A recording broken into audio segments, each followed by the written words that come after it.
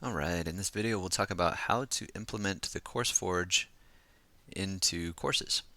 So if you already have a course that's made, chances are good you'll have modules with pages like introductions or content to be learned, discussions, assignments, and quizzes. Right? So how do we take what we've already created and apply the CourseForge to it?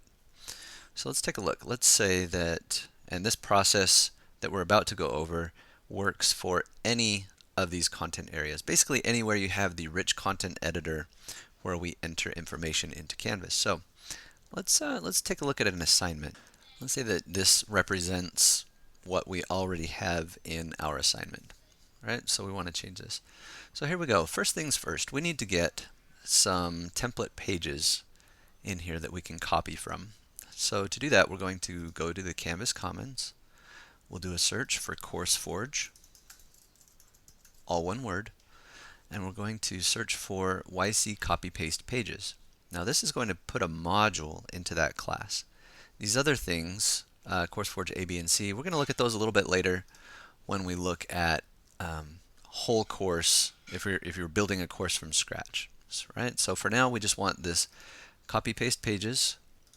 We're going to click upload. We're going to go to the class in question, and then you'll select import into course. You'll get a message stating that the import has started. We're going to go back to that course by clicking on dashboard and over to playground, which is the course for me. Now you'll notice that we have a message here saying that there's content being imported in here. Okay, so I'm going to refresh the page, and there it is. We were just a little bit too fast. We beat it. All right, so here we have a bunch of different page templates. Now let's say that we are looking through here and we see that we like this layout here. So we're going to copy it and paste it into our assignment page. To do that, we're going to select the line just above and highlight just to the line below. Then we'll right click and copy.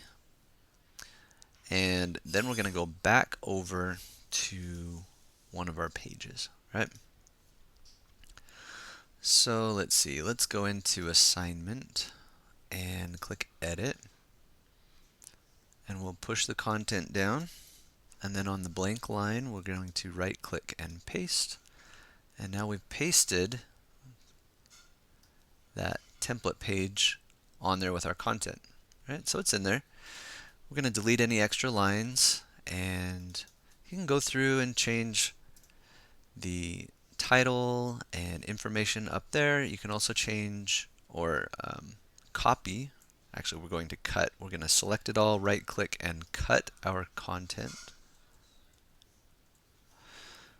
And then we're going to select here and then right click and paste that selected text and then save. And there we have it. We've taken our content, we've dressed it up a little bit, put it in a box. Let's see what it looks like for students. So if we click on student view, it looks pretty clean in student view. So we just repeat that process of copying and pasting the template pages into our content. So that's how you can work on your own class.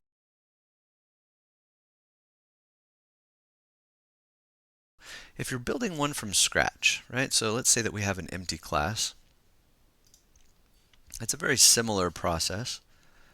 So let's see. All right. So if we have an empty course to basically get a whole course shell, we can go back out to the Commons.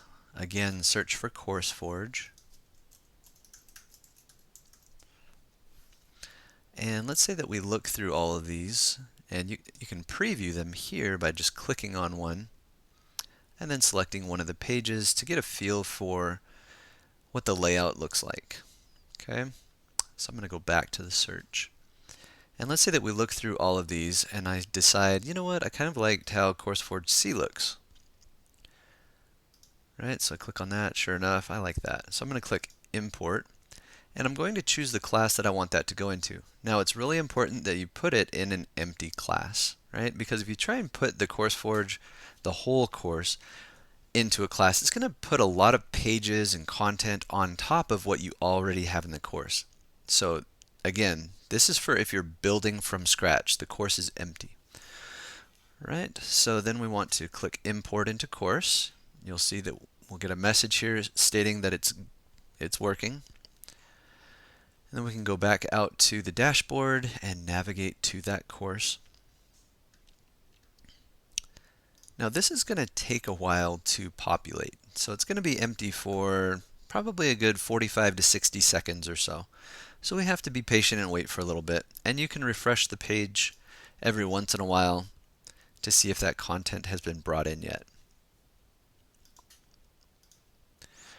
All right, and so we'll notice right off the bat we have a home page already set up with templated areas where we can enter basic information that might be pertinent to students beginning a course.